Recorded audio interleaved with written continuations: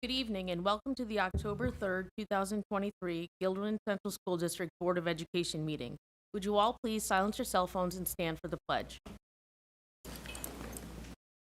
Allegiance to the flag of the United States of America and to the republic for which it stands, one nation, under God, indivisible, with liberty and justice for all. Okay, first on the agenda tonight, we have our employee recognition ceremony, and I will turn this over to Regan Johnson. Thank you, Dr. Rivera. Good evening, everybody. Great crowd tonight. I'd like to welcome you to the 45th Annual Employee Recognition Ceremony. It is certainly my pleasure to lead the recognition tonight. I'd like to say a special thank you to Human Resource Confidential Secretaries Kim Tenike and Tammy McGill, as well as our communications team of Patrice Viverito and Natalie Rowan for all of their hard work behind the scenes to make tonight's celebration very memorable for our recipients. I'd also like to thank our Employee Recognition Committee. The committee members include Assistant Principal at the high school, Anne Marie Holmes, Administrative Assistant Dawn Weir, Teacher at Pine Bush, Christine Van Ort, Teaching Assistant at Guilderland Elementary, Kelly Ragone, Transportation Dispatcher, Patty Carroll, and Principal, Dr. Beth Beanie. These dedicated individuals are responsible for many of the details here tonight. In the 1970s, when the Board of Education authorized the establishment of a committee to review the names of Guilderland employees who have made outstanding contributions to the Guilderland Central School District. These individuals are nominated by their colleagues and chosen by a committee of their peers. Over the years, more than 500 employees have been recipients of this award. The criteria for nominations includes, but is not limited to, dedicated years of loyal service to the district, assuming leadership roles outside of their assignment, demonstrating a pattern of inspiring others, displaying innovation or initiative, demonstrating special acts to go above and beyond normal expectations, or for making significant impact on our students and/or our staff.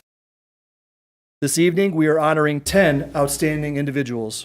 At this time, I would like to invite our Superintendent of Schools, Dr. Marie Wiles, to say a few words.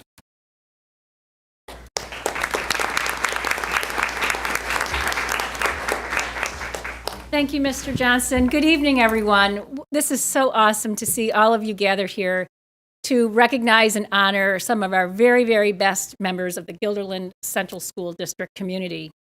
I'm going to be brief, but I was at a conference on Sunday, Monday, and Tuesday, so I came back this afternoon, and I want to tell you about the keynote speaker I heard on Sunday, because as he spoke, I knew this event was coming, and his message, I think, would resonate with all of you.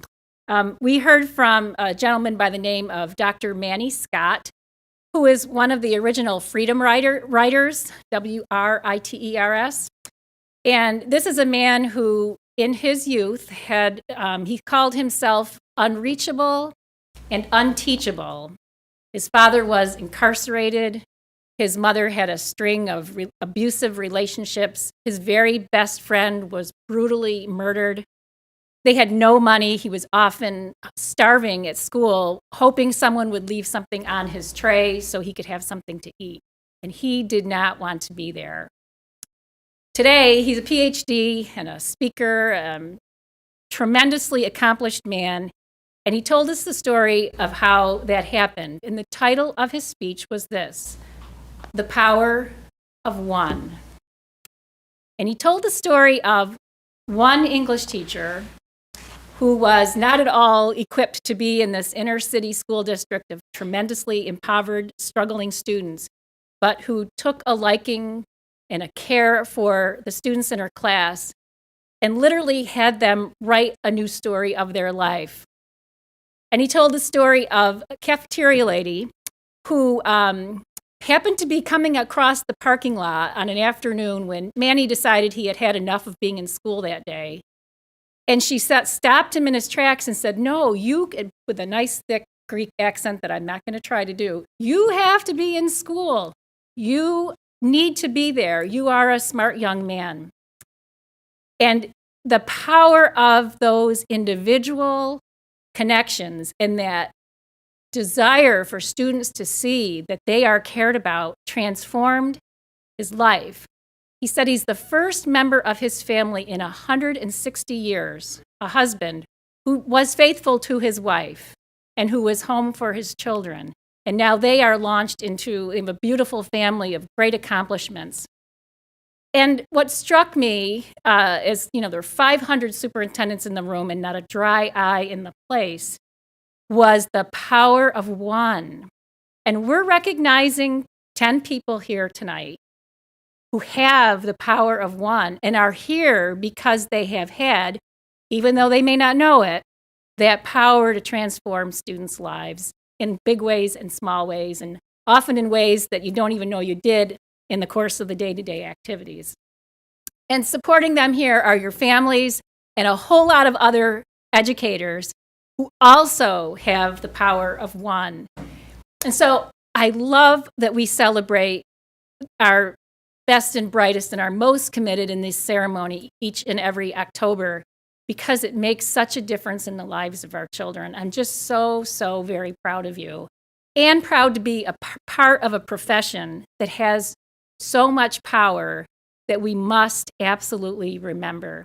So it is my pleasure to congratulate all 10 of you with the power of one, and to celebrate everything that we do so right here in the Guilderland Central School District. So congratulations to all of you, and let's enjoy this wonderful recognition ceremony.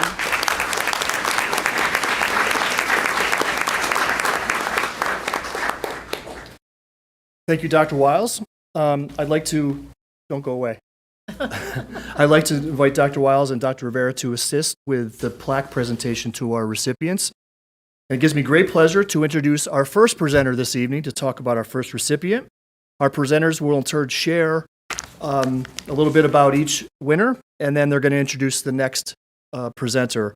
But after you come up and get your plaque, award winners, you're going to take a picture with Dr. Rivera and Dr. Wiles, okay? So coming up first, please welcome Dave Austin, our Director of Health, Physical Education, and Athletics.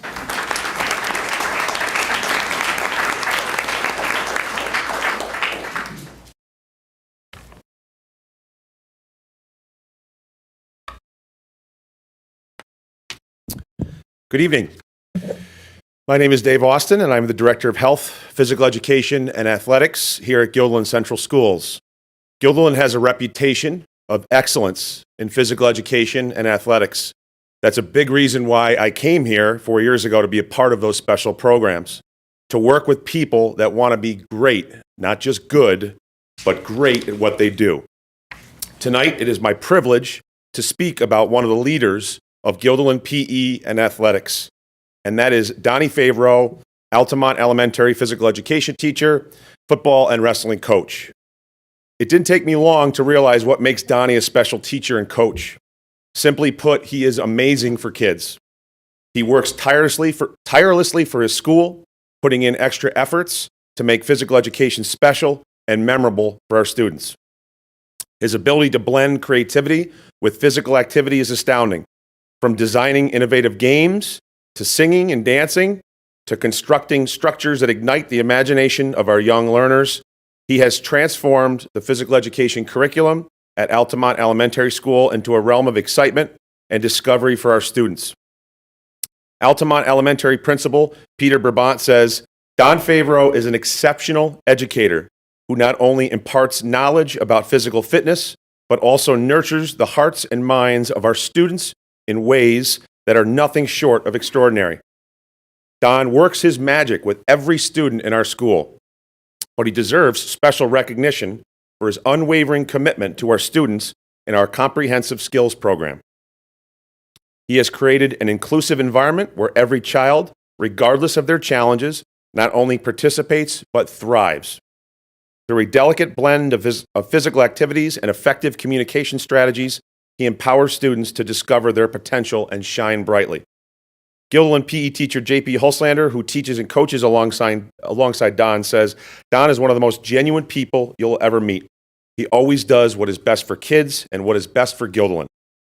If there was a Hall of Fame for elementary PE, he would be a first ballot Hall of Famer. I could not agree more with JP on that. In the world of education, we often talk about shaping the future. Today, we stand in the presence of someone who is doing just that, one child at a time. His passion, creativity, and commitment to our students serve as an inspiration to all of us. Ladies and gentlemen, please join me in a round of applause to recognize and honor the amazing contributions made to the Guilderland Central School District by Don Favreau. Thank you for everything that you do for Guilderland. We're so lucky that you're on our team.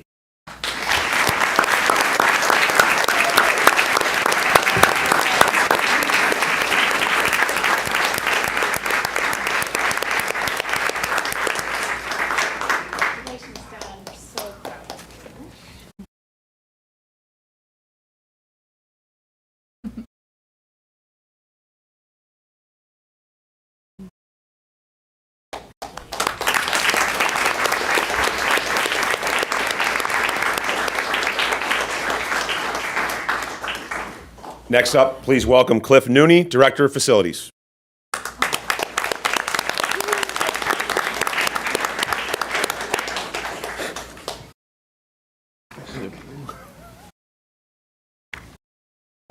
Good evening.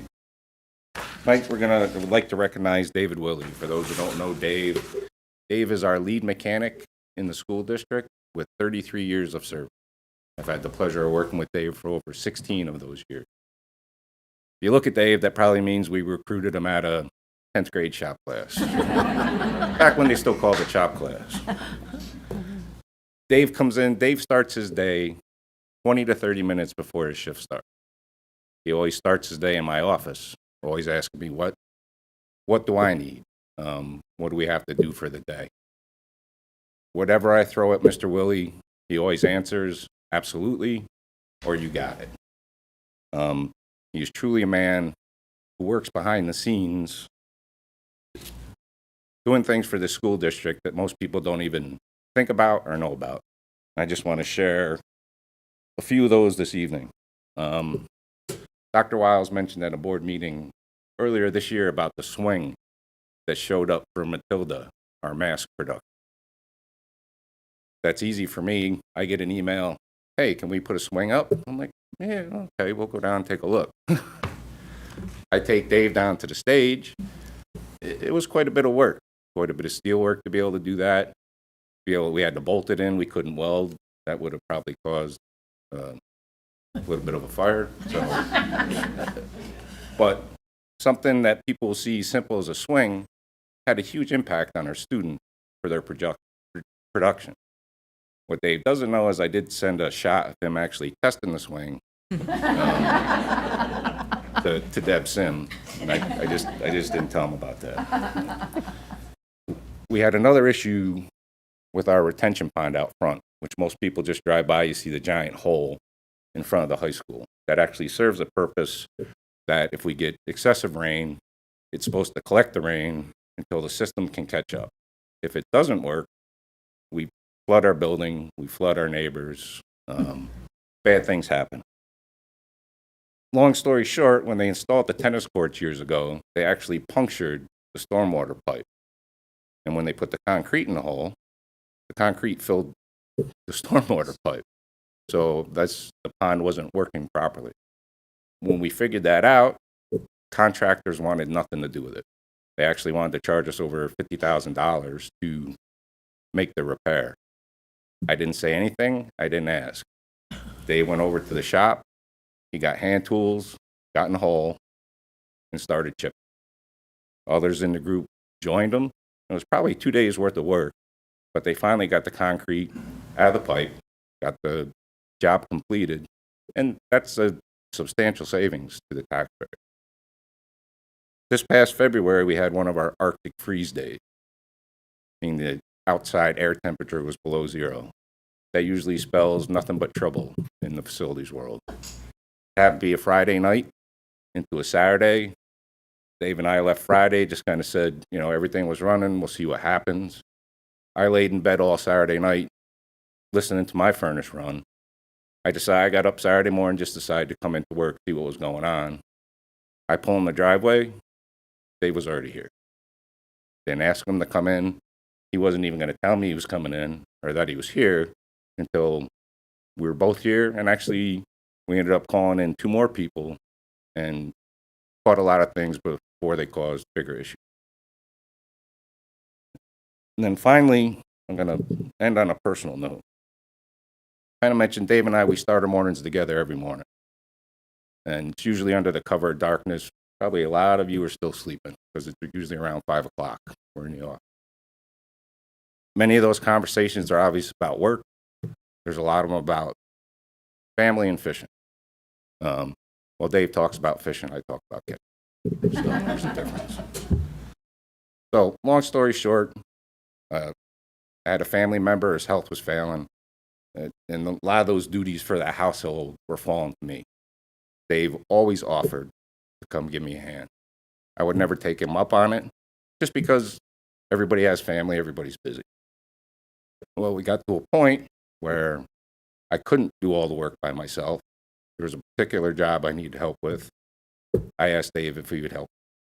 His answer was absolutely. And in typical 246 Whitehall Road fashion, which I called my non-rental property, a 2-hour job turned into like a 6-7-hour job. So, but that's what Dave Willie brings to this district every single day.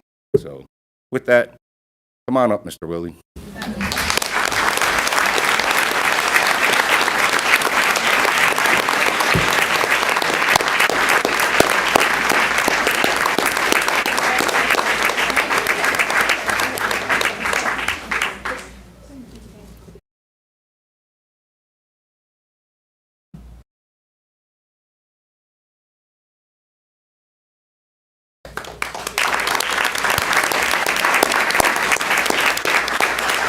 I'll turn it over to Christopher Sanita.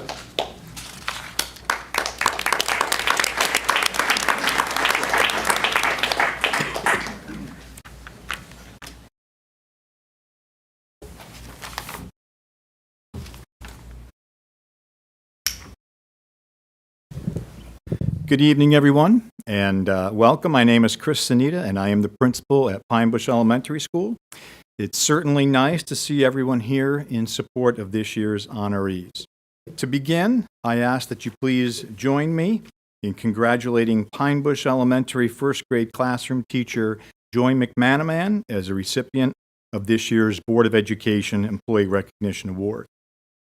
For those who don't know Joy, allow me an opportunity to introduce her and offer some thoughts on why she is so deserving of a recognition award this evening. If you ever have the privilege to spend time in Joy's classroom, you will soon appreciate what a wondrous learning experience it is for young children. Joy has the most calming voice and kind, caring demeanor, which her students find immediately comforting from their very first day of school. And because of her gentle approach, she's able to have children know and follow the expectations for the day, every day. At even this early point in the school year, it is rare for Joy to have to ask more than once for her students to follow a direction or complete assigned classwork. Her students want to please her because they will be rewarded with kind words and approval for their hard work and positive interactions. Joy makes each child feel special and successful. Children know they can trust Miss McManaman and that she will be there to teach them, to support them, and make everything better if they're having a rough day. In addition to her teaching responsibilities, Joy continues to serve on many committees, including leading the GEMS Mentor program at Pine Bush. Joy brings so much positive energy to our building that I cannot recall a single day when she does not have a smile on her face or a kind word to say. She's there to support her students in times of need, as well as helping colleagues celebrate positive things in their lives and supporting them through personal challenges. Anything that she sees needs to be done, she takes on with a sense of calm determination and pride. She willingly gives so much of herself and asks for so little in return that this reward is perhaps just as much a symbol of our appreciation and gratitude as it is as an acknowledgement of your work, Joy, on behalf of not only our youngest learners, but our entire Pine Bush school community. Joy, you exemplify the best of the Guilderland School District and you are most deserving of an Employee Recognition Award this evening. Congratulations on this notable accomplishment.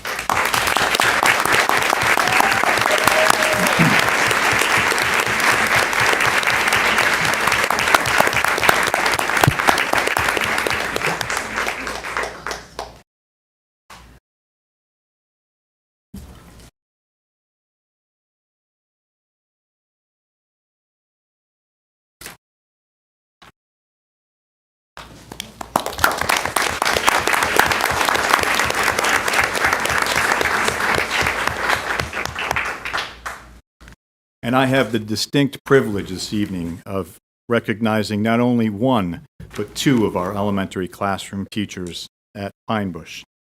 Our second recipient this evening is second grade classroom teacher Lynn Cipriano. Lynn is a second grade teacher and co-teacher whose classroom is a welcoming environment where students are invited to be a member of a team from the first day they enter the room. Lynn's co-teaching colleague, who is here with us this evening, shared that she is a true teaching partner who greatly respects others' thoughts and ideas and makes every person on her team feel valued and included. She is a gifted educator, communicator, leader, mentor, and friend to so many members of our school community. Lynn consistently recognizes the strengths in each child and thus enables all of her students, including those with significant learning needs and social, emotional, or behavioral challenges, to soar to their highest potential. No easy job. Students in her classroom are encouraged to work cooperatively, take risks together, and celebrate individual success as team accomplishments. In addition to her teaching responsibilities, her willingness to support and offer insightful direction for many building and district-level initiatives has been invaluable.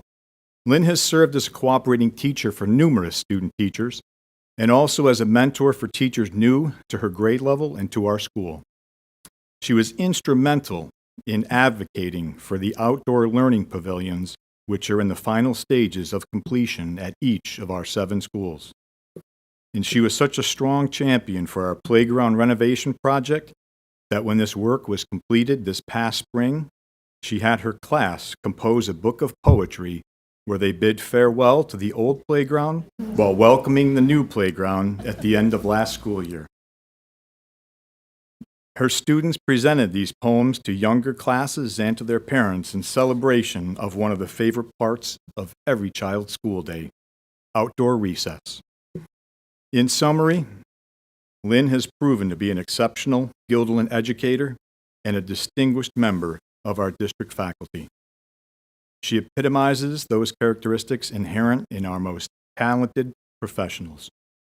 She's an articulate, passionate, and dedicated lifelong learner who seeks to instill these values in her students and to model these values for her colleagues.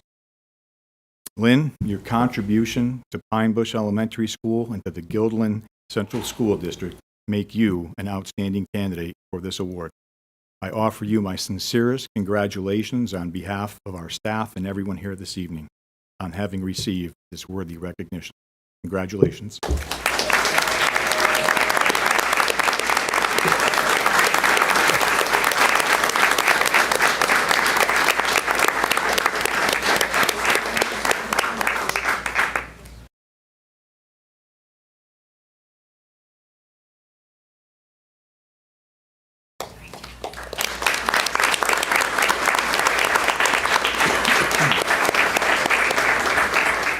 Please welcome next Roy Dumar, Instructional Administrator for ELA, Social Studies, Reading, Library, and Media Science at FMS. That is a long title, Roy.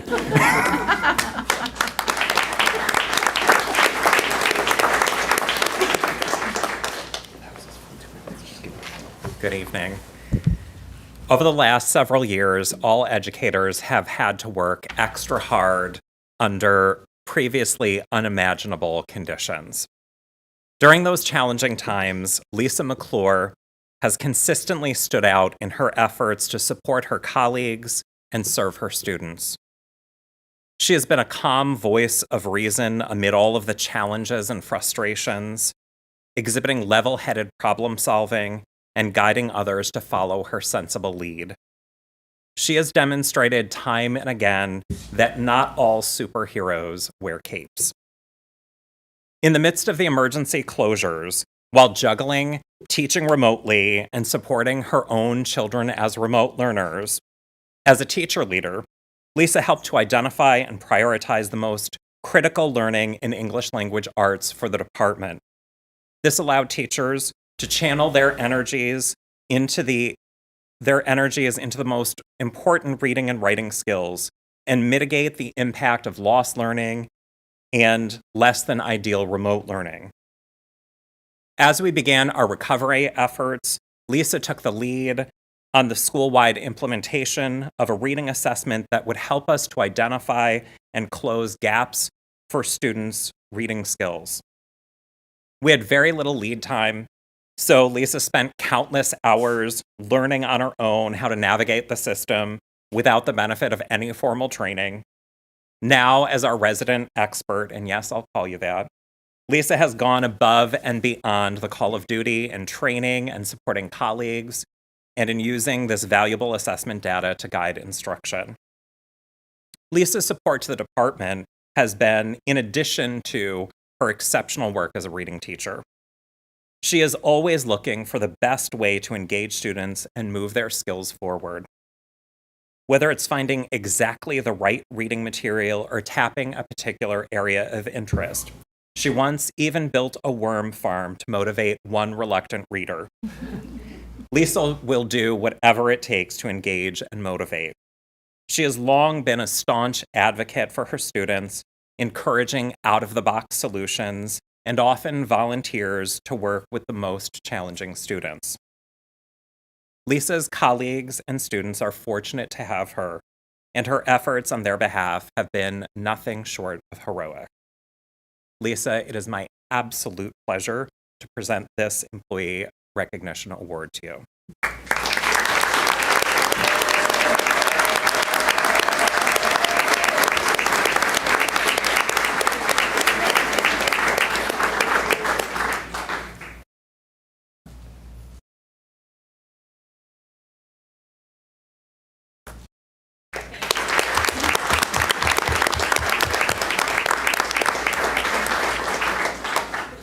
I'd like to welcome to the podium Megan Rivers, Instructional Administrator for Secondary Special Education.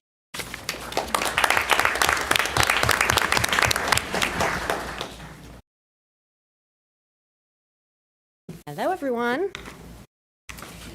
Today it is a privilege to help recognize an extraordinary educator whose dedication and unwavering commitment have significantly enriched the lives of students and the Guilderland High School community.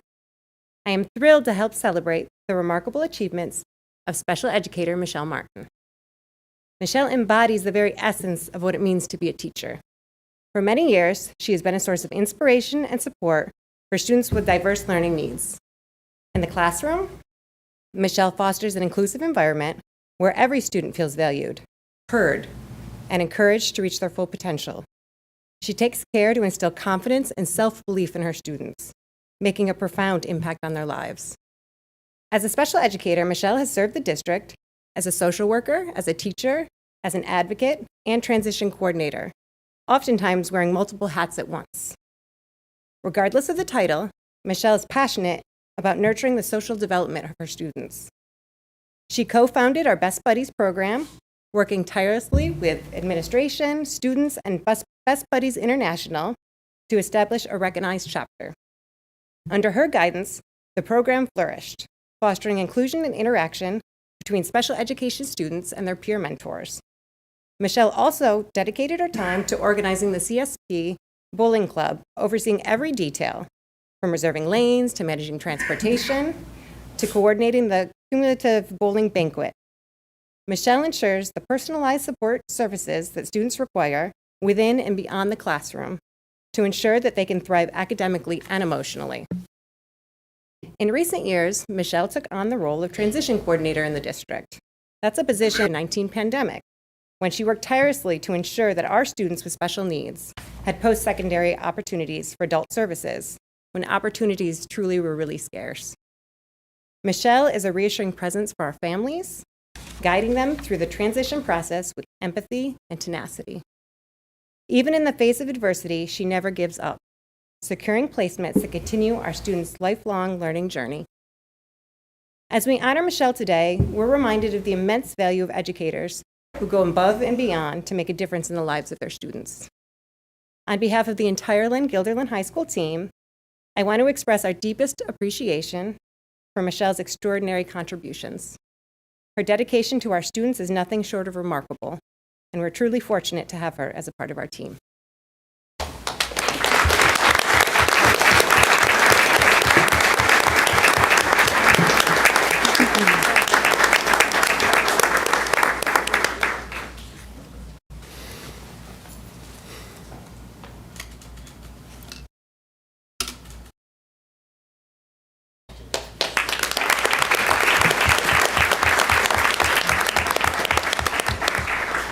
And I would like to welcome Jackie Vandenberg, principal of Linwood Elementary.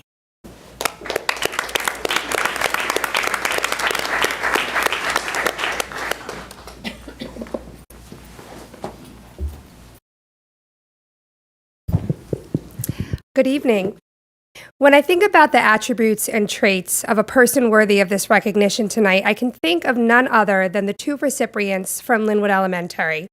I'll start tonight by talking about our very own kindergarten whisperer, Miss Carrie Tymason. Miss Tymason was granted this nickname because she is just that. Since starting in Guilderland in 1990, Carrie has taught many different grade levels, including 5th grade and 1st grade. But when you walk into her classroom, it is evident that kindergarten is her calling. Every time I am in her classroom, I witness learning through joyful play. Ms. Tymason provides dramatic play experiences where students are imagining, creating, and building gingerbread houses, playing veterinarians, learning about animals in the process, and publishing books to put in our own school library. Best of all, Ms. Tymason is always so calm and soothing, creating a true environment for joyful learning. And best of all, her students truly view themselves as readers, writers, mathematicians, scientists, and artists. Aside from her wonderful work with children, Carrie is also an extremely respected colleague. She will hate me for sharing this because there is no one more humble, but it's important to note that Ms. Tymason's classroom is often used for professional development with new teachers. This means that new teachers can come in and observe Readers and Writers Workshop. Every time these new teachers leave her classroom, they cannot talk enough about how inspired they are by her work. Through her quiet humility, Ms. Tymason continues to inspire the next generation of great educators. And finally, to close, I could not recognize this honor without noting that Ms. Tymason's ability to connect with families is something to be most proud of. Being a kindergarten teacher, Ms. Tymason is the first face for many of the families when they drop off their children and start their first academic experience at the Guilderland Central School District. I know for a fact, as I've witnessed firsthand, Ms. Tymason does not take that responsibility lightly, and her communication and relationship building with parents is something that lasts well beyond the kindergarten years. Anyone in education knows how difficult the past few years have been for our youngest learners. Carrie has been a rock for the students and families, working with them nonstop to make their first years at school one of joy and success. Even during the most challenging times, Carrie remained positive and focused on the things that children can do, not what they can't. This positive attitude shines through in everything she does. So one speech tonight could not do justice for all the ways that Ms. Tymason is deserving of this recognition, and as her principal, I could not feel more proud to have her as a teacher at Linwood. Her skills and her craft make Linwood a better place, and her impact on children go well beyond the kindergarten classroom. Congratulations and thank you, Ms. Carrie Tymason.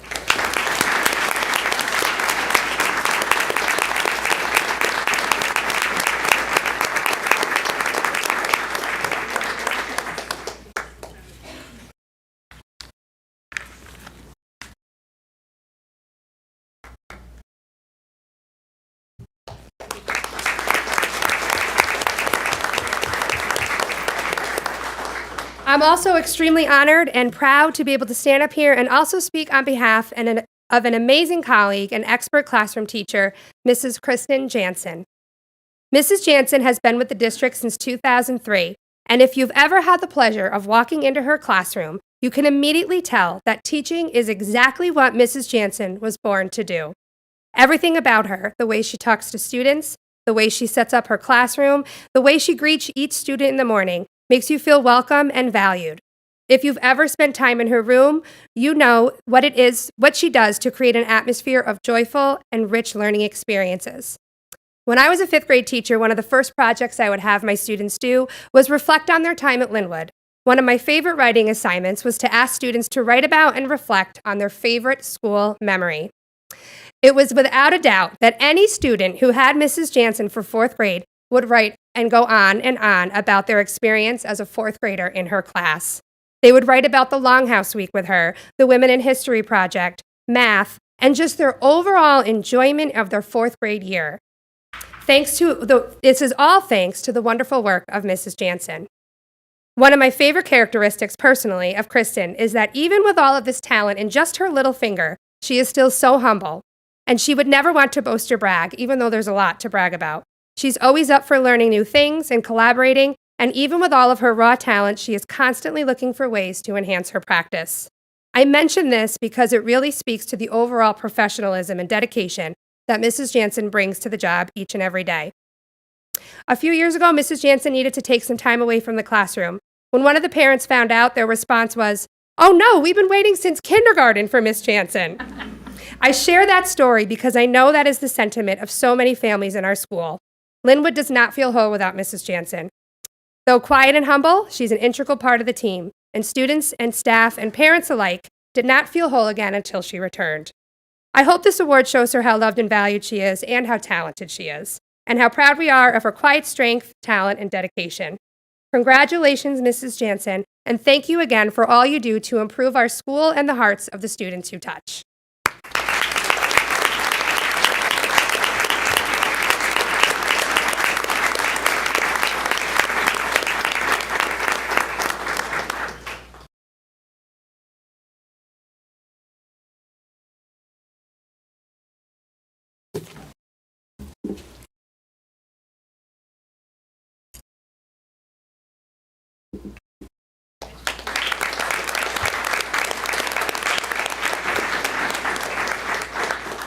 Next up, please welcome Susan Marks, Instructional Administrator for Math, Science, and Technology at Guilderland High School.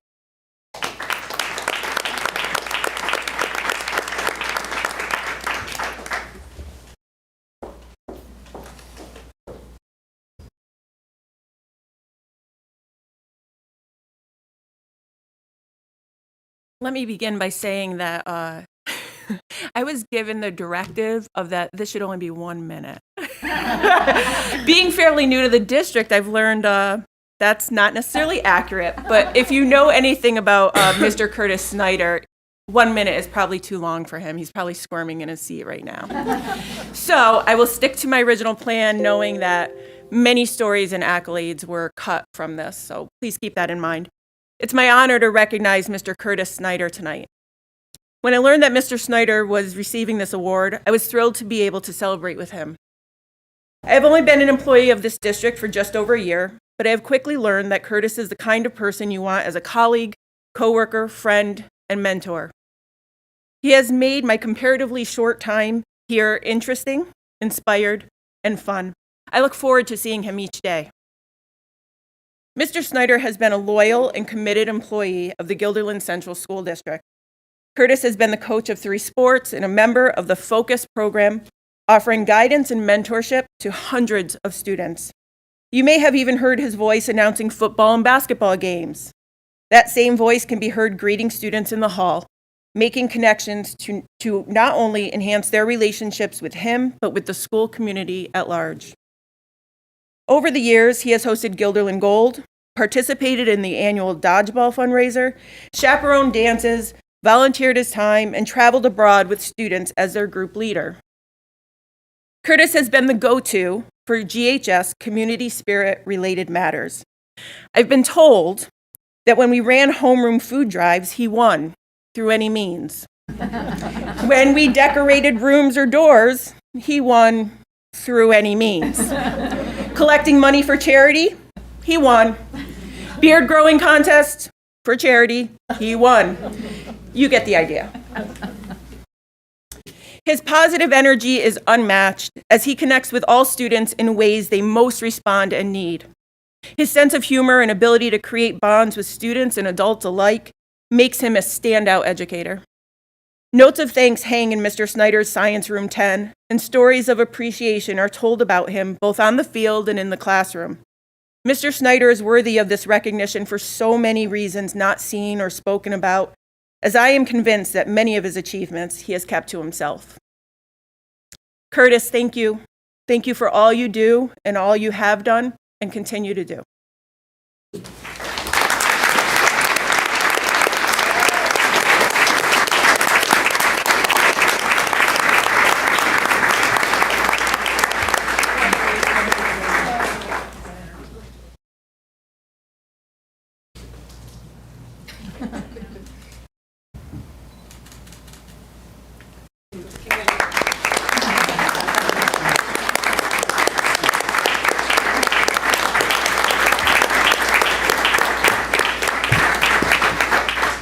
And now, please welcome Dr. Beth Beanie, Principal of Westmere Elementary, and Kelly Dioldi, Instructional Administrator for Elementary Special Education.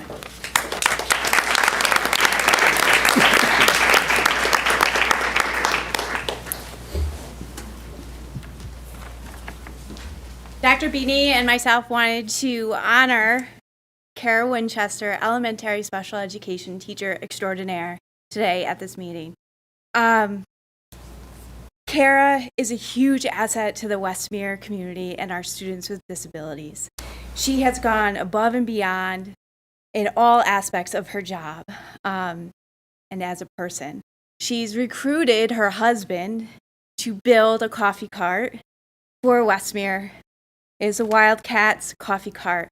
And students have aprons that they wear. They have a Venmo. They have cash. They have flavored coffee. They have infusion with teas. They have cold brew coffee.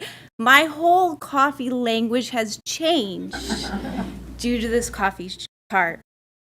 She sought out this opportunity to help our students with disabilities and our general education students learn the soft skills that they need to be successful in life, and also the academic skills that they need to be successful in life.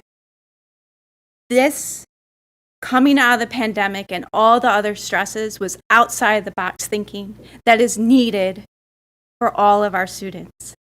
We could not be more proud to have Kara receive this award. In addition, with that coffee cart, not only does she organize the activities around student needs, but she is such a team player and utilizes staff throughout Westmere to help. Teaching assistants, special area teachers, classroom teachers. We all bake or buy goods to help serve on that coffee cart. And it truly is one of our highlights on Friday mornings. But you collaborate with staff around so many other areas. And another example of this collaboration comes from an intermediate student's IEP medical needs.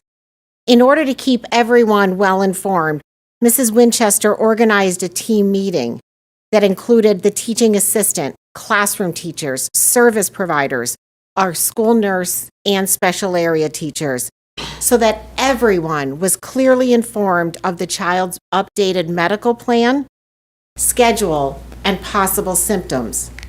This meeting and PowerPoint went above and beyond as the child's case manager. Mrs. Winchester is also the primary tech liaison at Westmere. She collaborates with many staff members, including teachers and teaching assistants, on their technology needs, such as learning about the new Promethean boards at school. She leads by example as she utilizes this tool herself with students, increasing their engagement as they work on their specific learning goals. Mrs. Winchester is not only an outstanding special education teacher, but also an incredibly creative and collaborative colleague. Congratulations, Kara Winchester.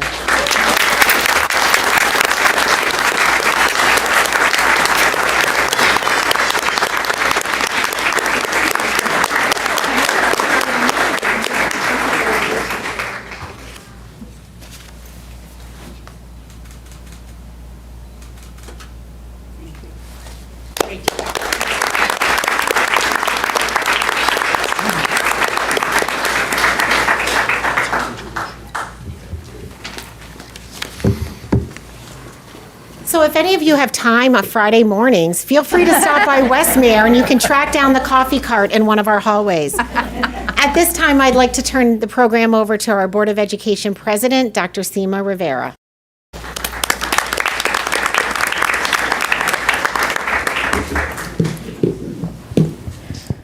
Congratulations to each of our recipients this evening. Your dedication to the students and to the Guilderland community has brought us all together tonight.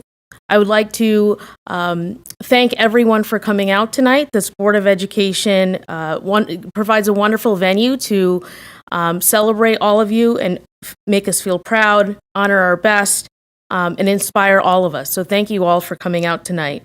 I also want to thank all of the presenters for their thoughtful words about our recipients. We have learned a lot more about these amazing individuals after listening to these stories, and so we thank you for that, sharing all the special contributions that they've made to the community. At this point, I'd like to close the employee recognition ceremony and also take a 3-minute intermission. For those of you who are not staying for the Board of Education meeting, of course, everyone is welcome to stay. Generally, people don't always stay, but so thank you again for coming out tonight. Have a good night.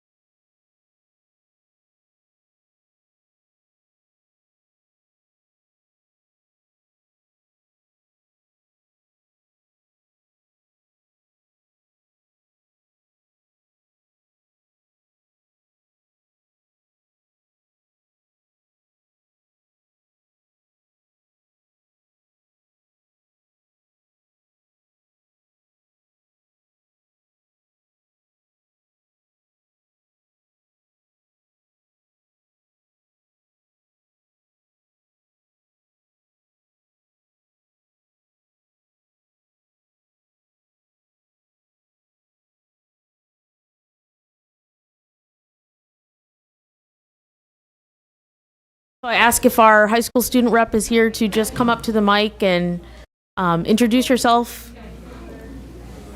Thank you. Hello? Oh. Hi, I'm Parth Sarecha. I'm a sophomore at Guilderland High School. It's an honor to be in front of all of you tonight. Thank you. My name's Levin Panus, and I'm a junior at Guilderland High School. At our school right now, there isn't much going on in the student council, but the main thing we're looking at is Spirit Week and the Spirit Week rally and the logistics all behind it. So at our last meeting, we mostly got our Spirit Week flyers and posters and days approved and up and running. So we got them publicized as well. For Spirit Week, we decided on Zoom Day for Monday, which was professional top and pajamas on the bottom. Tuesday, which was today, was Twin Day. So you can twin with one of your friends or multiple people if you'd like. Wednesday is to wear pink for breast cancer awareness. Thursday is bring anything but a backpack day, which is my personal favorite. And Friday is wear red for Spirit Day. We were also looking into bringing principal forms back. We don't know the full idea behind that. We were still going to have a meeting probably next week or the week after discussing what to totally do with that. And other than that, we're also figuring out all the logistics between the Spirit Rally, which is on Friday.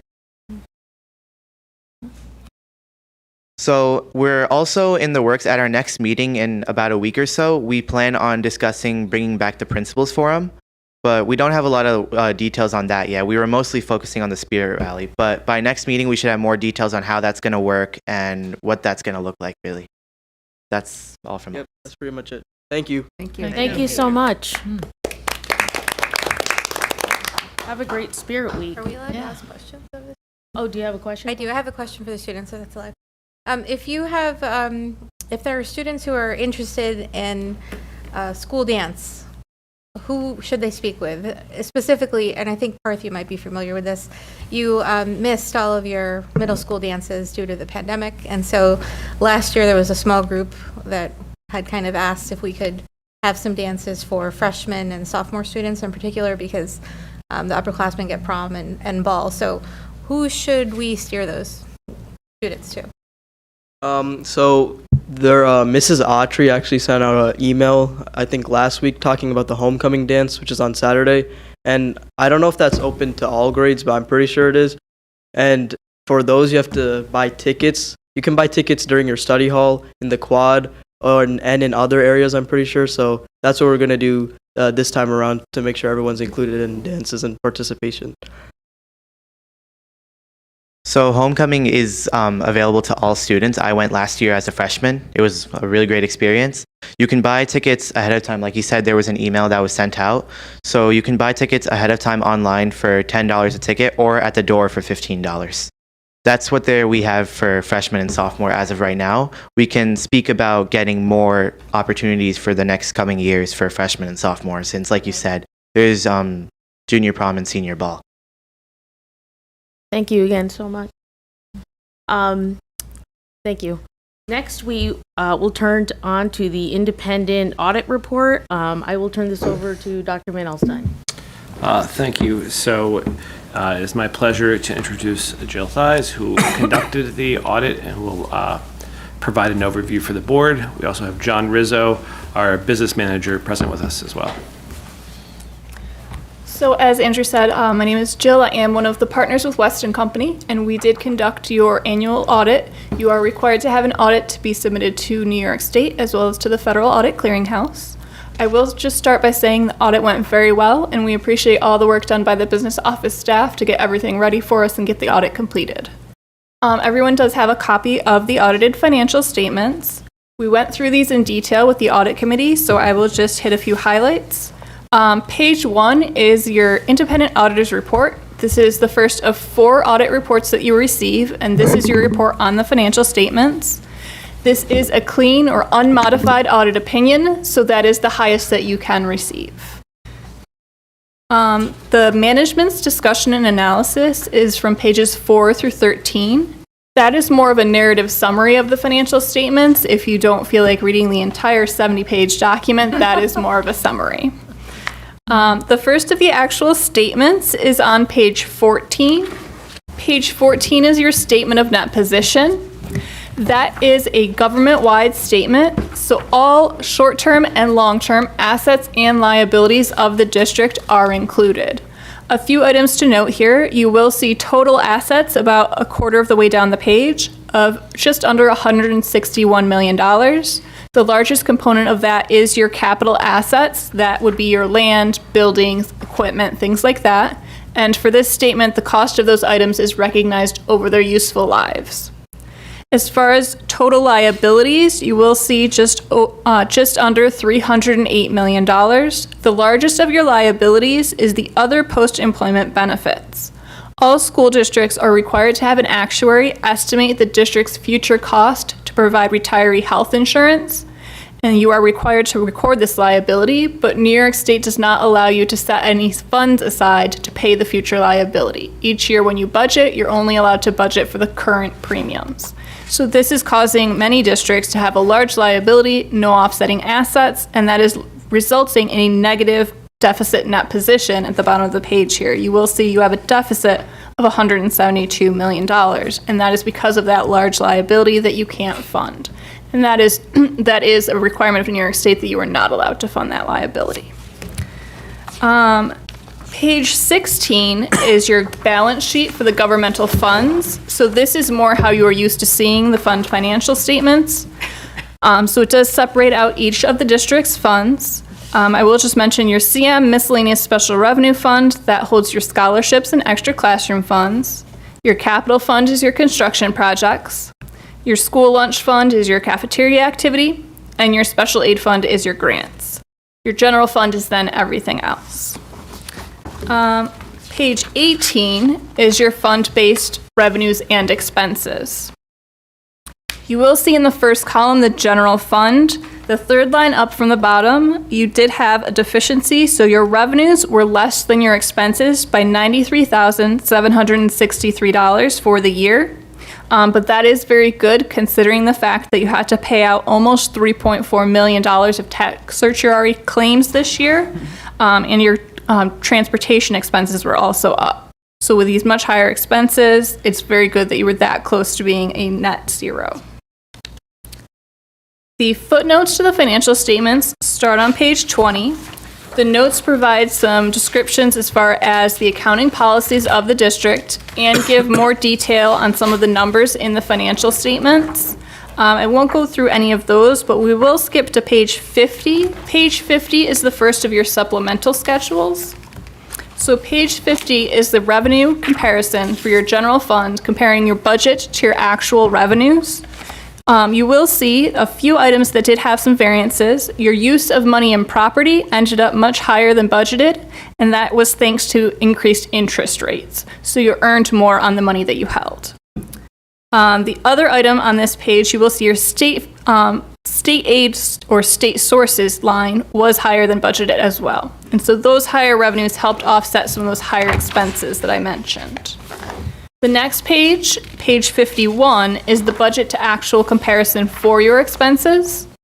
A couple items here. The special items line, the last line in the general support section, that includes those tax certiorari claims that I mentioned. So you had originally budgeted $1.3 million for this category of expenses and ended up having to spend $4.3 million.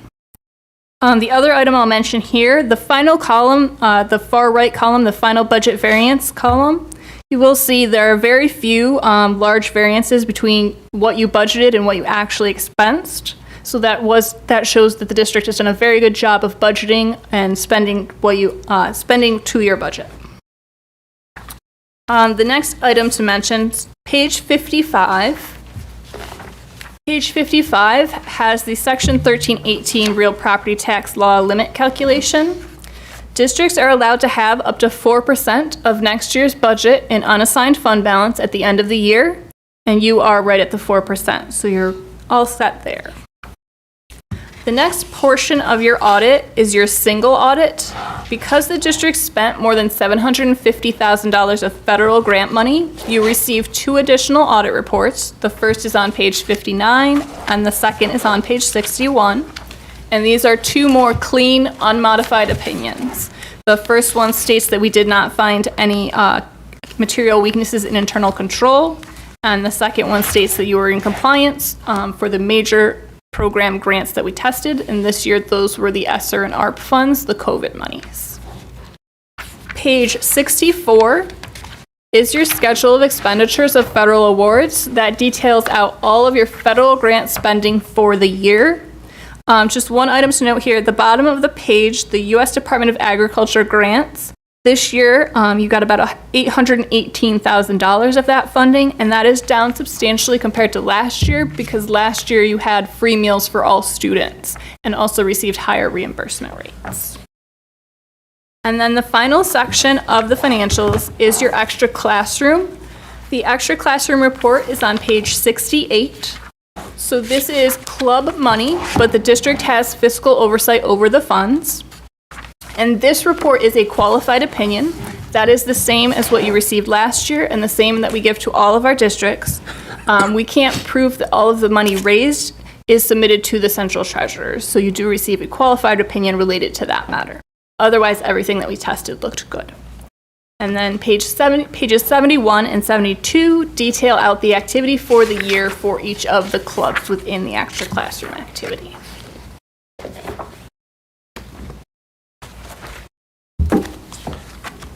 Thank you. Are there any questions from the board?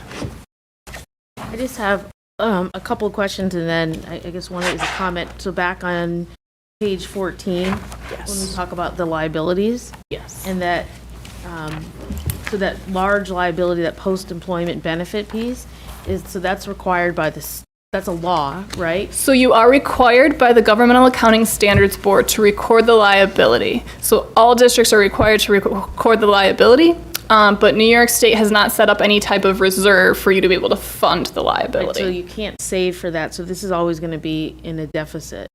Unless New York somehow decides that they're going to change their mind, which we've seen no signs of that yet. Okay. Yep. And then, thank you. I just, one more, where is it? Page 51. Yep. Just so I understand. So under the original budget in that first column, where it says special items. Yep. That was what we say, or what we put aside for the tax cert, right? But the next column is what we ended up having to pay. So the first column is your original budget, and the second column is your final budget. So you did adjust your budget to be able to pay those tax cert claims. So even though obviously the tax cert claims are a lot more than what we thought, are you saying that variance piece is not that much because it's that whole section together, like this whole general support? Yep. Okay. That's what I just want to understand. And just thank you for taking the time to answer like our million questions in the audit committee. Oh, not a problem.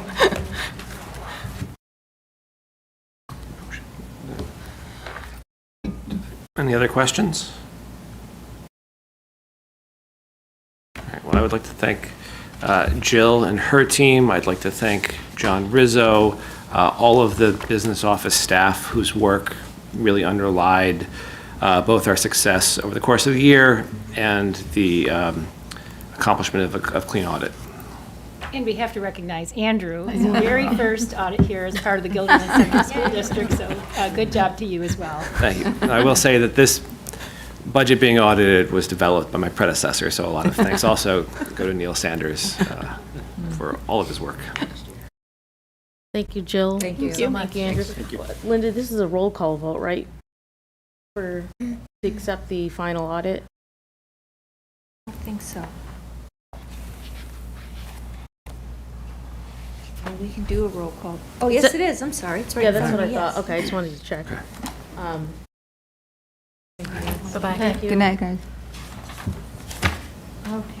You want to do it at this point? Yeah, can we do that now, and that way, because so Jill can leave, or Then we can let Jill, Yeah. John, Okay. get some rest. oh yeah, and John too. You ready? Do you need a Yes. do you need a motion? We need a motion of. Can we get a motion to accept the independent audit report? Rebecca, second Kelly. Any questions or comments? Okay. Dr. Butterfield? Yes. Mrs. DePirio? Yes. Mrs. Gonzalez Parker? Yes. Mrs. Person? Yes. Dr. Rivera? Yes. Mr. Saberin? Yes. Mrs. Slack? Yes. Mrs. Tohill? Yes. Thank you. It passes 9-0. Thank you, everybody. Thank you. 8-0. I'm sorry. Kim's not here. I'm sorry. 8-0. Thank you, Jill. Thank you. Thanks, John. Okay, moving on down the agenda, we will go on to public comment. We have one public comment that was sent to us via email. So I will read it. No other public comments, right, Linda? Just that? No. Okay. Okay.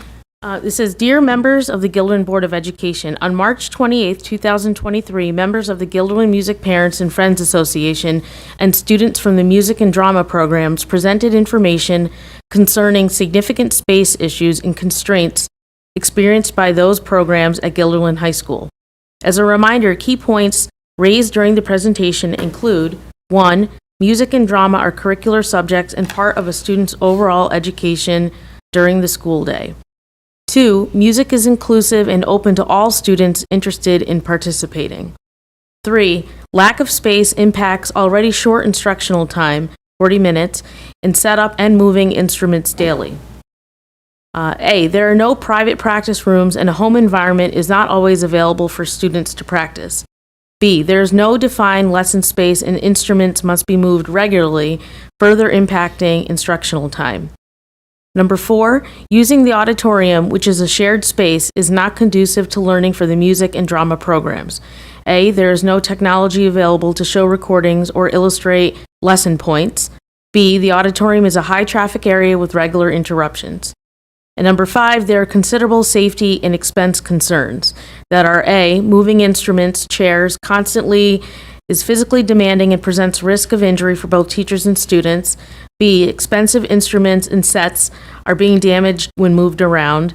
And C, storing so many instruments and equipment in a small space is a real safety concern as students and teachers move through those spaces daily. We want to thank you for your interest in this topic as expressed during the March meeting and for taking the time to participate in a tour of the music space this summer to see for yourselves the concerns we have brought to your attention. We would like to continue to raise this as an issue impacting a large number of students at the Guilderland High School, and we would like to request a representative from the Guilderland Music Parents and Friends be appointed to any upcoming capital project committees. Sincerely, Julie Petty, the president of the Guilderland Music Parents and Friends Association. And so in just response to that, I know next on the agenda we have a capital construction update. So it seems to tie in nicely to that. I'm wondering if we have discussions, and I don't know if it would be in business practices to start talking about a capital project committee. We haven't had a meeting yet, so. We will. Yeah. Okay. Yeah, That that's a went good in idea. November, I think. It's on the calendar. It is on the calendar. Yeah. Okay, so then maybe I believe it's in November. November 6th. we can November keep that 6th. in November mind 6th, to yeah. invite someone from either. Oh, the music parents. Yes, have a representative from that committee to maybe come advocate, because I know they've talked to us once. I was not here. Did you all go on the tour to see the music space? I didn't know if you had any feedback because we haven't talked about it. I think it's been. I don't want to steal your thunder. I think our attention is long overdue to Okay. our music program. You know, it really needs our assistance. It was like cold water to the face. It is really tight in there. I mean, it's amazing what's been done in They such do, a small yeah. space, and the accomplishments of the music department given how small the space is. But yeah, I think it definitely it needs its love. I didn't go on the tour, but when at open house, I didn't realize until I was in the auditorium, they have to take everything off and back on stage in between for band, etc. So that seems like a lot. And in lesson spaces, it's not just. Yes. Yes. Yeah, it's across all spaces.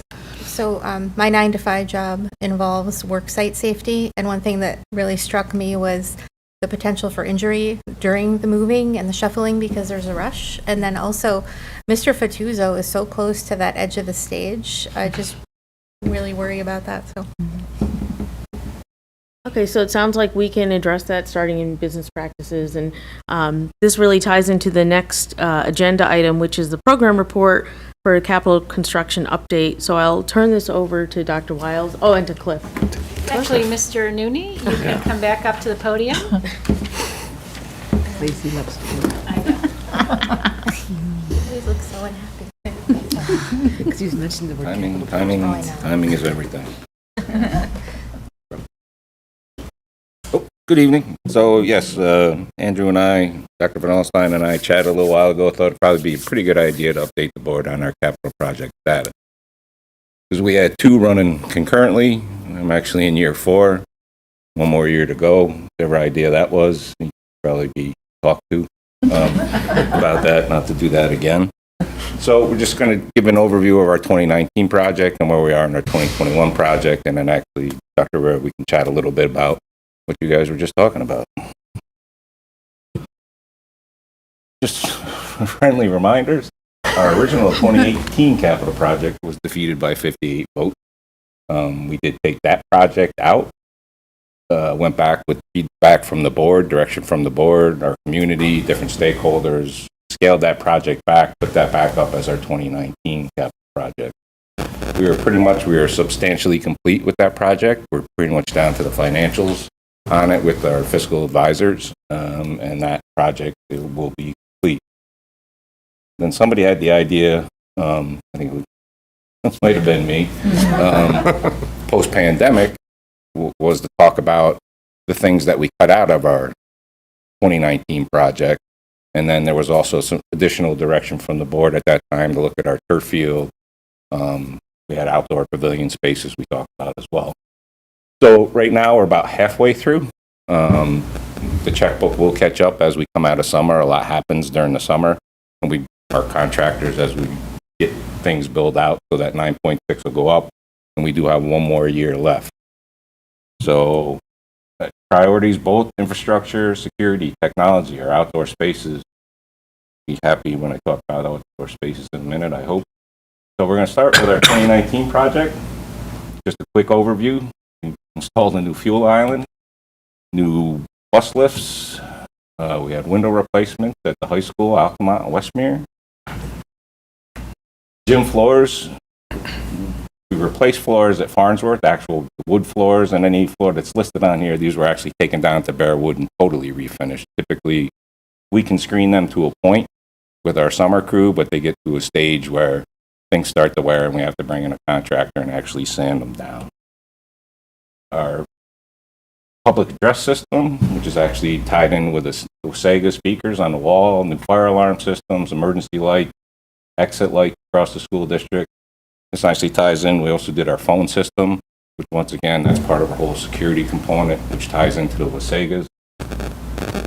Unit ventilators at Linwood, Farnsworth, Gillen Elementary, fancy name for HVAC, heating or cooling.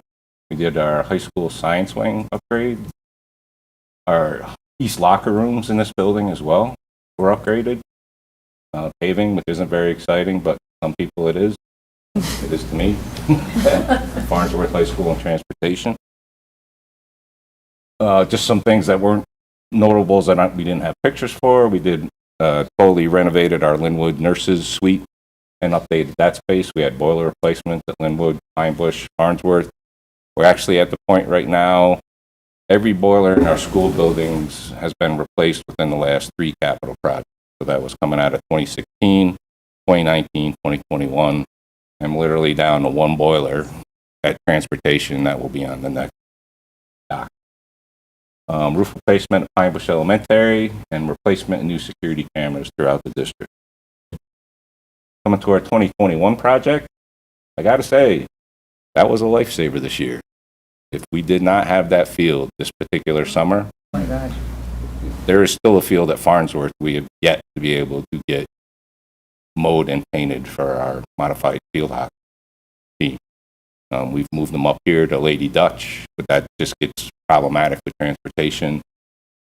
Literally talking with my grounds guys this week, we're pretty sure we started it today. They'll probably have it for their last 2 games, but it's been very, very wet. Snyder Field was very, very wet. We're getting our money's worth out of the turf field. Sure. We installed new Promethean boards across the district. I know I'm probably going to get asked a question that I probably don't know the answer to off the top of my head, what the percentage is. We installed, between last summer and this past summer, over 170 new boards across the district. I don't know where that puts us percentage-wise as far as every classroom in the district. I'll have to give it to Dave Howell to run those. All the new ones we did put in are wall mount. When we originally started this initiative years ago, they're on cart. So we still have about 60 on cart. Everybody wants them on the wall. It's not that easy. It depends if there's asbestos abatement involved. There's a lot of pieces and parts to that puzzle of just being able to install them on the, that would be our goal.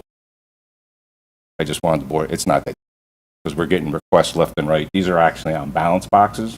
So we installed them at heights depending on what level. So kindergarten, first grade, they're lower. And they actually drop 12 to 16 inches, and then they can lift them up. Our high school labs, we put them up much higher because the kids are sitting up higher. And same thing. It's kind of like a garage door on springs. And they've actually worked pretty well. Our pavilions, Westmere, Gilliland, Farnsworth, we have certificate of occupancies for. All the furniture has been delivered to all 3 of those buildings. Doing the final modifications. Actually, our in-house staff, we built an off-road Promethean board cart. So we made modifications to a current cart, wider base, bigger tires, so it doesn't tip over. They're ready to go. So very hopeful that, I know we have staff meetings going on tomorrow on a couple of these. They're very excited to get out to the pavilions. But we should have these 3 up and running here this week is the goal. What about the furniture for those? What do you do with that? You leave it there all the time? Or? It's going to really, at some point in life, we have to trust people. These are lit up like Christmas trees at night. They have security cameras on them. Okay. If we bolt it down, we totally lose the flexibility of the space. Yeah. So I'm really going to hope at some point, is somebody going to do something? I'm sure, Judy. Yeah. And they're going to be caught on camera. And like I said, these are very, very well lit at night.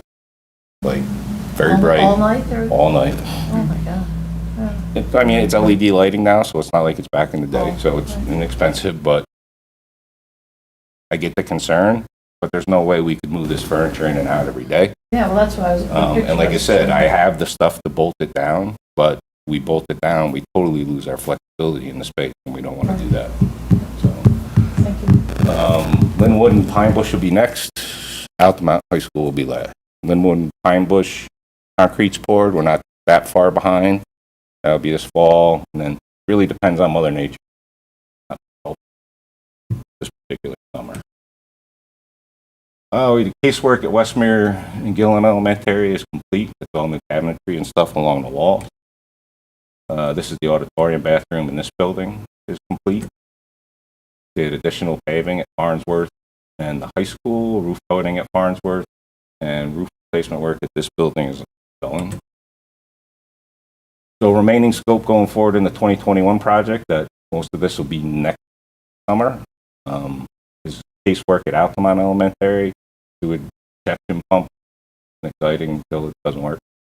Gilliland Elementary, we have just 3 HVAC units in the nurses suite. Linwood gets casework along with HVAC work with condensers, which is basically air conditioning. So most of the new units all went in. It's all built-in AC in those particular units. Westmere, we get lockers. I'm pretty sure the 3rd graders that sent me letters years ago, they could probably be in 10th or 11th. I still have the letters. Farnsworth, we did do the furniture in our tech labs because we got it in. If you saw, it's still a storage chaos, but just because of inventory, shipping, logistics, basically we ordered it and took it. If it showed up, we took it. Whether it was for this year, next year, that's how we did some of the HVAC work, was what showed up, what didn't show up, because they could tell you one thing, it just chaos. 100 wing bathrooms were the ones we started down there, 2 sets, so there's 12 bathrooms total, Farnsworth, because it's up down. Partitions, they got some accessories, finishing touches to get those going, and then we're actually going to start the next set on second shift during the school year, because we've also learned that's a lot to get done in one summer to totally demo, so we're going to keep that going on second shift and just roll them through. Same nurses suite, that's basically fancy fin tube is heat, HVAC system, the blower coils, that's HVAC for our gym, same with one of the music rooms. High school, we have another set of bathrooms doing 100 wing. We have window replacement going in this building next year. The roof recovery board replacement, that is the roof work, same thing. And energy recovery unit, bottom 2 are all HVAC work for this building. is what is left going forward. We are going to meet, the Business Practice Committee is going to meet on November 6th. I've actually already met with DOT about discussions of what the next capital project may or may not look like. I would just say this, and I can't say yea or nay. I'm not sure that particular meeting would be appropriate for a community member yet, until we have the first meeting, first conversation. But that is definitely on the list. I mean, there's some things we have coming down the pike. We have our electric school buses. That's the project. So this is all getting folded together. We had a long discussion about educational programming, and then actually having a subcommittee start that work first, and that gets folded into, which is where the music could fall from a program standpoint, and then it'll get folded into a facility committee. You want me to share tentative timing, Dr. Wiles? Or it really depends on it. That's why we're meeting with the Business Practice Committee. Tentative time, we're depending on how the board feels. For us to stay on track, where we were really going every 5 years, we kind of, the hiccup between these two projects kind of threw us off. Then same thing, we always have different needs in between there. Now we have the school bus piece came up. We've had this conversation around music. So ultimately, depending on Business Practice Committee and the board, we would actually start our work this winter, 2024, with the educational programming piece. And part of that is really what do we want this district to look like? What's future ready? There's a lot of pieces to that. We would take that work, fold that into the facilities piece, which would include our infrastructure for electric buses, for example. Tentative vote would be May of 25. Construction would be summer of 26. When do we have to have electric school buses? Done by 2035. but Done, all buses? I believe so. You have to turn the fleet over. So in a few, 27, it's you can't buy. So our replacements will be electric, but then you have 8 years to transition your fleet. There's like people advocating, right, to like push that out, or because like not. There's all kinds of, so what we do have at this point is the state released through NYSERDA a roadmap that doesn't have a lot of detail in it, but is the roadmap to the state's plan. The more concrete information that we'll get there's two things. One, the state this year is deciding how to allocate the $500 million that was in the Environmental Bond Act that passed for electric school buses. And then the second thing is, as of now, school districts are supposed to report their status for next year on if they've acquired any, studies they've done, capacity, and that's something that we are talking about first, is trying to assess what is our capacity, because there's a lot more of this infrastructure part than just the buses themselves. Right, like your charging? The charging infrastructure. Oh, it's Multiple. charging stations, it's Charging storage. stations. There's, as Andrew pointed out, they put a roadmap out that was just full of potholes, in my opinion, because half the stuff wasn't even filled in yet. Seems They put out all these guidance documents with no guidance. I think So, many of us felt like it was impractical, honestly. Well, I mean, like with a bigger timeline, I think, but it, in terms of like, I know you still have to meet for business practices. I feel like the advocating for the music space, like I wouldn't want that to get lost in this bigger discussion about the buses, and then, you know what I mean, then it like doesn't happen. it would not be lost, and that's why I was very specific, Dr. Ray, that we're starting with educational programming first. Thank you. So that committee goes first. That work goes, and it ties to the facility side, but that committee would do their work. We would be doing facilities work on the side, if I had information about buses, but then we would fold that committee's work into a larger facilities committee in fall of 24. So that would not get lost. And then it's looking at the whole piece of, what is this bus thing? Is it even feasible? Is it doable? Is it not doable? There's a lot of pieces to it. The infrastructure part, storage part. I know you can't store the battery buses with the same, we can't store as many buses inside with electric as we do now, because there's different space requirements because of the charging and heat dissipation. So there's a ton of pieces. We put in brand new bus lifts prior to any of this even being talked about. I don't even know if the lifts are bus batteries. I don't think it'd be much heavier. Yes, ma'am. Yeah, I just had a question. Did you say it by 2027 we got to do the start the turnover? So we have to have infrastructure in place by 27. Correct. Which is, now, I guess my concern is this timeline's for the state, and that's when everybody's going to be doing it. I mean, has there been any research on whether we're going to have enough people that can do it?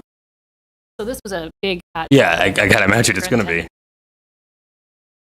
Came up, including had Senate Assembly chairs, committees, housing, and they are keenly aware of how aggressive the timeline. Unlikelihood that just from a practical perspective. And then this morning we were with Commissioner who similarly, I mean, and this is a legislative, but similarly acknowledged there are so many unknown pieces. So, I mean, electric buses cost at least 3 times as much as like shortage of battery. There is questions about whether buses actually have enough distance charge to cover some route rural communities. On and on and on and on and on. I don't know. I know there's grant dollars that are talked about, but and that's wonderful. But grant dollars give us a fiscal road place, some kind of a cycle on that bus. So, I mean, if I had to make an educated guess, at some point someone's called this. You've got. I don't think it'll go away. Just for all of the elements done, and I'm not sure where the state who is projecting not very great revenues forward, how they'll cover them. So, for instance, aid ratio stay the same, and people are buying buses that now cost $400 aided on it. A lot more than 100. And you multiply that. I don't think all of magnitude has been. That would. This. I don't know how you're going to. There's not enough reputable contractors it's to go around. insane, Nate. And I think there's 2 pieces too. I mean, if we look at doing like ground infrastructure, power to solar, we're going to run into the have enough charging. So we could have the infrastructure in place. I think fine there. Nothing is really budged to buy. So thing. So I think that's going to be a bigger issue. Getting on the bus bad charge to what or okay, I need 200 serve charge. It's aggressive, but that's why we're going to have conversations. Or it's definitely a capital project. You're not running lead cord. So, and I'm sure the rules change 50 more times. And there's not a lot of people, if you look at architectural firms, they don't know yet. Like I said, not enough guidance, you don't know yet. So-called. It'll be fun.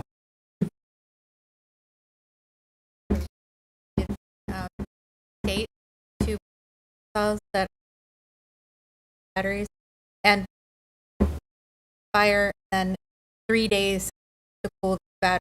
So that's a chainsaw. I'm trying to imagine what the heck, assuming we would MOUs, fire departments, if they ever had to respond. Fire. I think there's a risk, Blanca, with anything from your cordless drill at home to your cell phone probably sitting by you somewhere, that if the battery failed, it can produce heat, cause a fire. I mean, I've started to trickle in the battery tool. Like we got our first battery push mower. I like it. Really good. There a risk that someday that thing can, I mean, it's a Toro, it's a brand name. And we've started to actually dabble in some of the other hand tools, weed trimmers, different, of trying to be proactive. But there's always, we had one of our sprayers we bought during the pandemic. The battery melted down on it. You know, and then the manufacturer tells you, well, that one, you know, it's 0.000001% because we sold X amount and yours is the only one that caught on fire. I don't use them anymore. Our mechanics, are they prepared for this, or are we looking at new and additional training on top of the high demands that we already place on our bus mechanics? That'd probably be more in-hole Justin question, but I would say just in general, I mean, a tire's a tire. The braking systems are different on electric vehicles, so I would imagine there would be different training for sure. Certain components of the bus are definitely the same. Probably suspension is going to be a leaf spring, but it's probably a leaf spring that's 10 times bigger than the leaf spring that's on a bus now. So just from a maintenance standpoint, not bus, but yes, absolutely going to be additional. Maintain them. And part of the law that put in the mandate is a requirement that you maintain existing staff. So one of the things the state was very cognizant of was not no one loses their job or gets displaced from the and so short of mechanics. If anyone wants to be a mechanic, please join us. But we have to do a workforce study as part of the overall study as well about our preparation. We don't have enough people now. Thank you, Cliff. Yep. Well, I just propose that business start talking about the educational programming piece, that we go back at maybe at the next one of our meetings to look at our goals to see, you know, we're talking about capital projects and where there's, you know, aligning funds. It makes sense With to our go back goals. to those goals. Mhm. Okay. Thanks again, Cliff. Now we have the consent items, which include the minutes of September 12th, CPSE and CSE recommendations, personnel action, and the financials. Can I have a motion to accept the consent items? Katie, second. Blanca, any questions? All in favor? Aye. Passes 8-0. Moving on to information items, curriculum and instruction. Turn this over to Rachel. Good evening. I have a few items for you tonight. The first is a textbook. It's actually a trade book submitted for your review, Ground Zero by Alan Gratz for use in grade levels 4 through 7. I'll be asking for your approval of this book at the November 7th meeting, and I do have a copy if anyone would like to borrow it. Just let me know after the meeting. Next, I have a couple of accolades. First, our high school organic garden had a wonderful harvest this year, and there were many items that were able to be donated to the Guilderland Food Bank and to the Guilderland High School Kitchen, including items like cherry tomatoes, bell peppers, cucumbers, pickling cucumbers, beans, spinach, eggplant. There's a whole list on here, and there's a number of pictures. Check them out because they're pretty neat pictures if you haven't already taken a look. And finally, news from our Unified Sports Program. Exciting news last week that we were notified that the Special Olympics Unified Champion Schools National Recognition Program has accepted our application, so we'll be recognized as a school with the national program or national recognition program.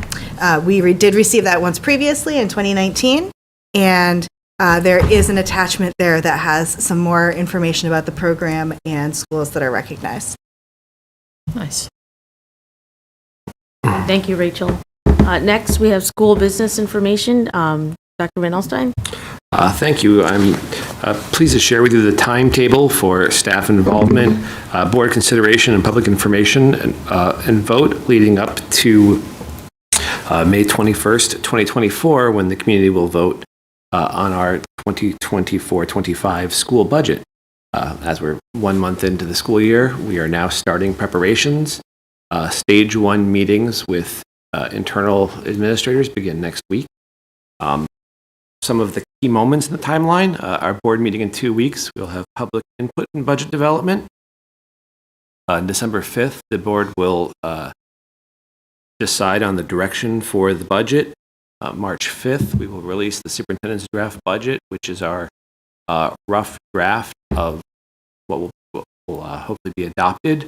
We will then take feedback from that, have a work session. On April 16th, the board will adopt the budget.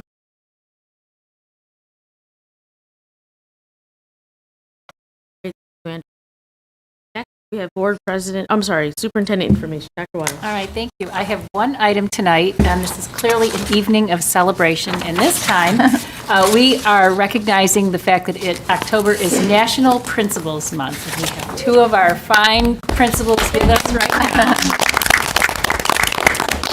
So from the National Association for Secondary School Principals, the National Association of Elementary School Principals, and the American Federation of School Administrators, we recognize every October National Principals Month to shine a spotlight on the transformative power of our school principals.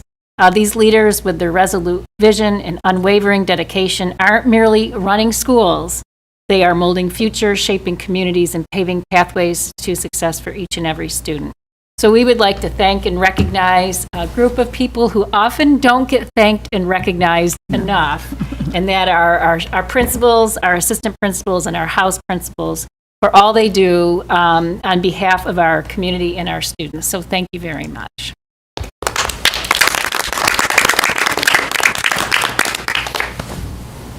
Okay, thank you, Dr. Wiles. Next, we have board president information. I have 2 items. First are a set of policies, A through G. On the policy committee, there was a bigger discussion, I think, around the student dress code, which is letter D, so I draw your attention to that. And then the next item are the NYSBA voting delegate guide, which I think at least the majority of the board responded to the Google form. And I think Kim is our delegate rep, so I think she should have enough info from this to vote on her behalf, but if she has questions, I can guide her, remind her she can ask anybody. Does anyone have questions on either? Comments? I was going to say, when would you like me to share comments on the dress code? So this is up for information now, and then next time it'll be up for action, so it'll be voted on next time. So whichever. Just so as folks read it, they think about things. We had heard from students in favor. I heard from a few students opposed with some concerns, mostly related to how you phrased it beautifully, Marie.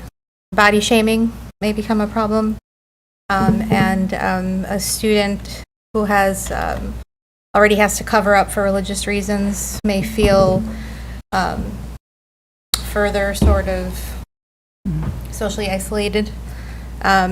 So those concerns were shared, and I brought those up at the policy committee. I did encourage a couple of those students to write a public comment. They obviously did not. I respect that. I heard them. I have shared with the policy committee and now with you guys here. There are some people who are not in favor of changing the dress code policy to allow for things like sports bras. And is there anything you wanted to add, Marie, from the administrative folks? Well, I shared with the group, I think, in the past that we brought our administrative team together back in the spring, and they've since talked about this topic. And they basically have 3 concerns that they have a good amount of consensus around. And I'll just remind everyone, the first point is the idea that athletes should practice in attire similar to what they would compete in. So what is acceptable for games should be similar for what they use for practice. So for example, boys would not be able to run in a meet without a shirt. so therefore they shouldn't practice without a shirt. They're also worried about the impact of any change on the school day. I know that the plan is to keep this separate after school, but there is, it creeps into the school day. Honestly, I've learned it already has crept into the school day. I mean, students are already making a choice to run wearing their sports bra, even though we haven't changed the policy. So enforcement is going to be a real thing for, most likely. And then the last piece kind of echoes what Blanca just said, that, not every student will choose to wear a sports bra. They'll rather wear a top, or they may have, for cultural reasons, need to.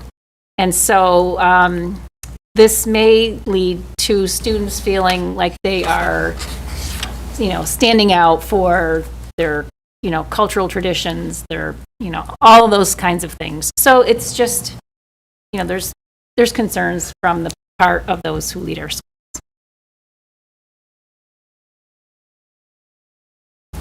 Go ahead, Rebecca. Just to dissent a little bit. I mean, I think the converse, argument is that we heard from students who were asking us to change our policy because they felt like their bodies were being objectified by not being allowed to wear sports bras to practice in, which is something that they would wear if they were running, off campus. And we want them to be comfortable as athletes and comfortable in their own skin and not feel objectified.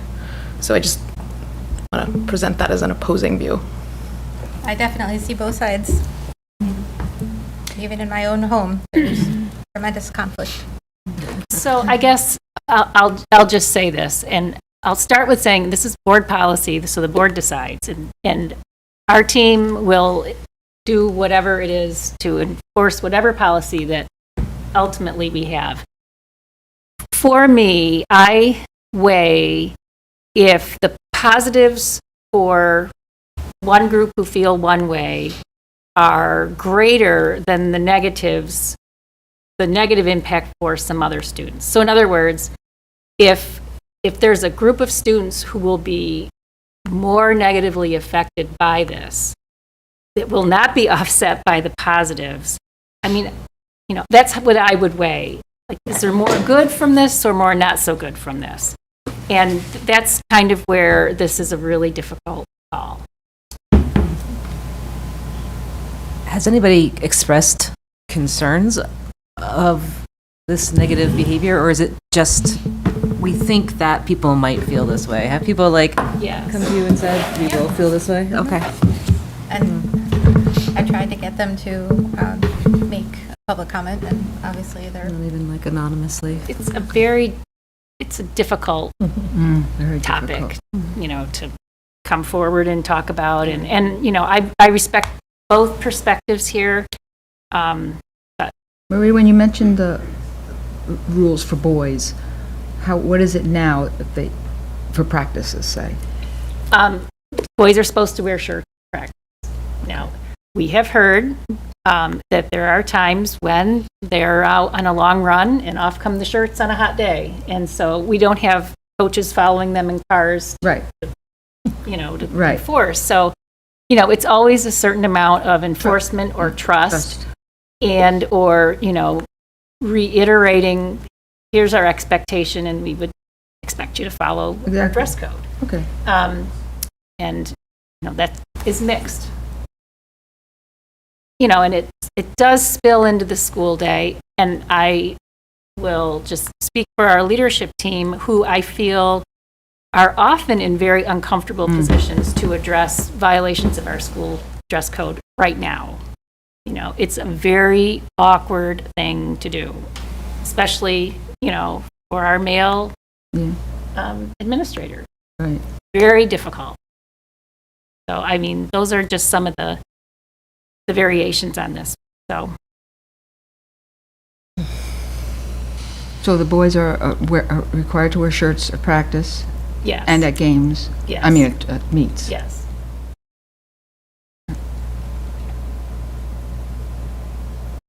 So this is up for information, and so I think we talked about this in 2 policy meetings at least. Yes. So this will be up for action then next time.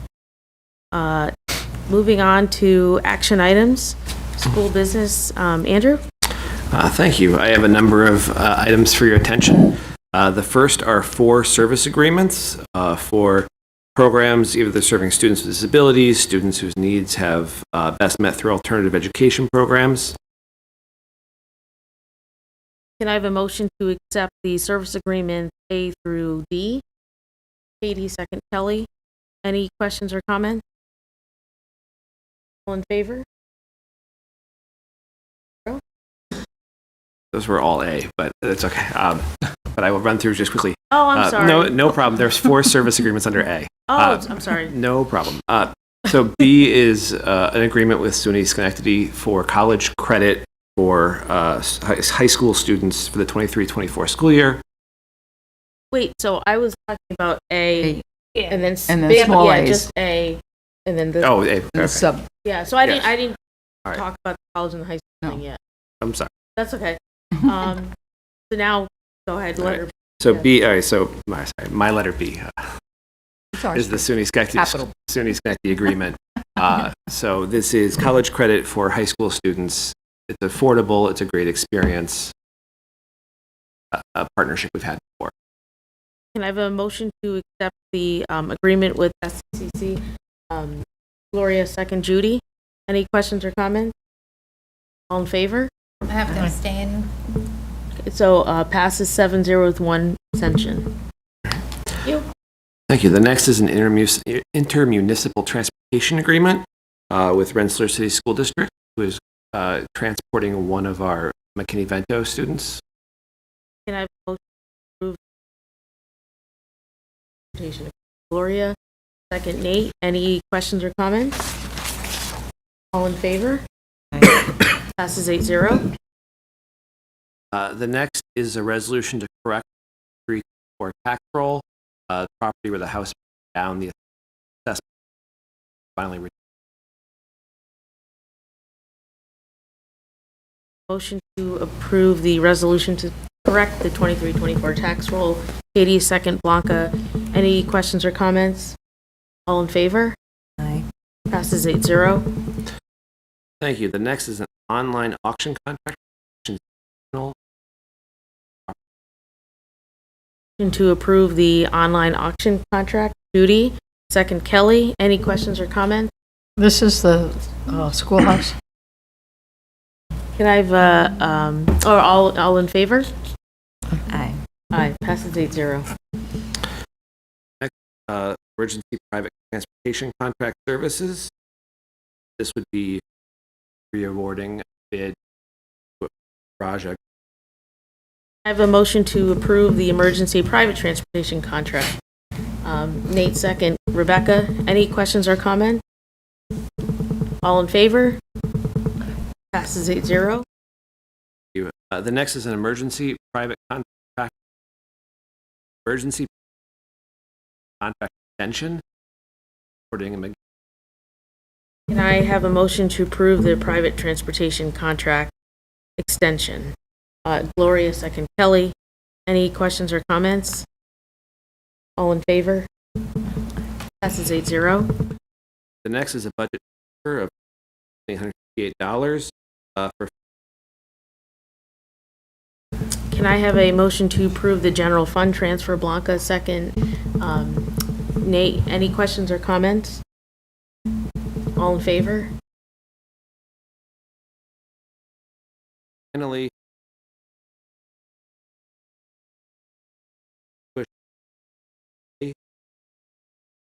$8.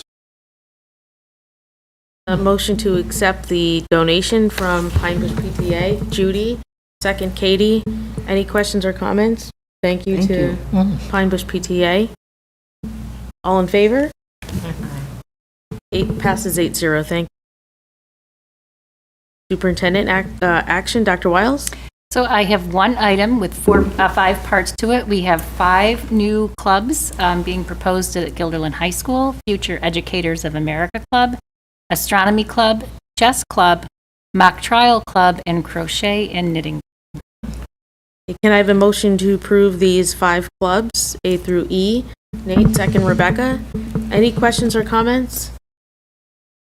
All in favor? Passes 8-0.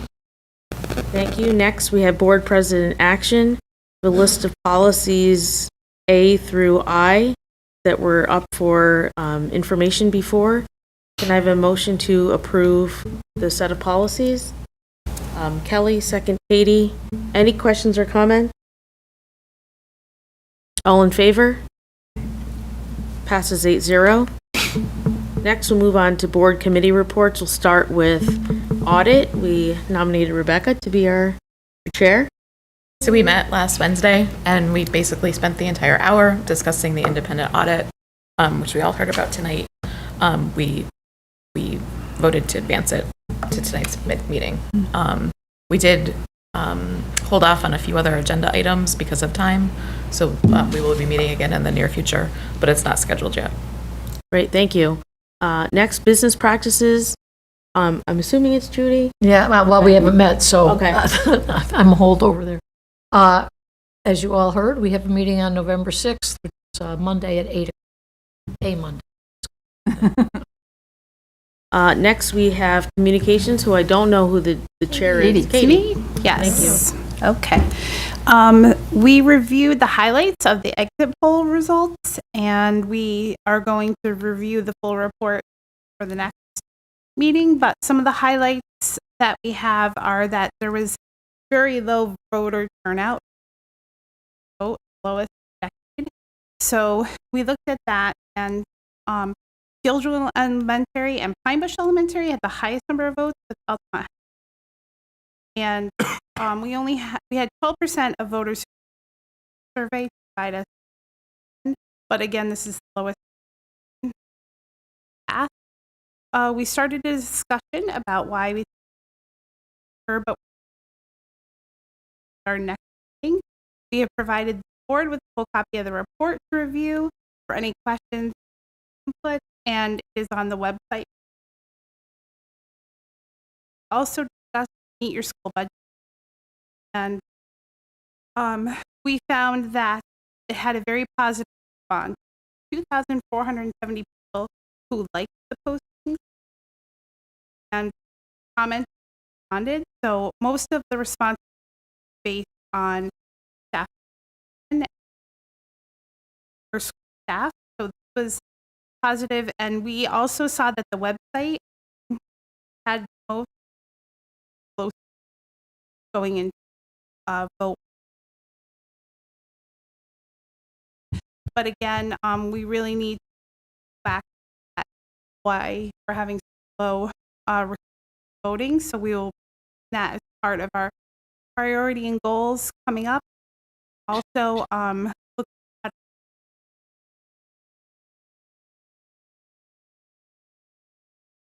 next meeting is on October 11th at Next is a DEI committee. I can give an update on that. We had our meeting last week, I think. The new DEI director, Derek, and the DEI TOSA, Leah, introduced themselves to the committee. Mike Glasser was gracious enough to share all the DEI work that was being done across all 7 buildings over the summer.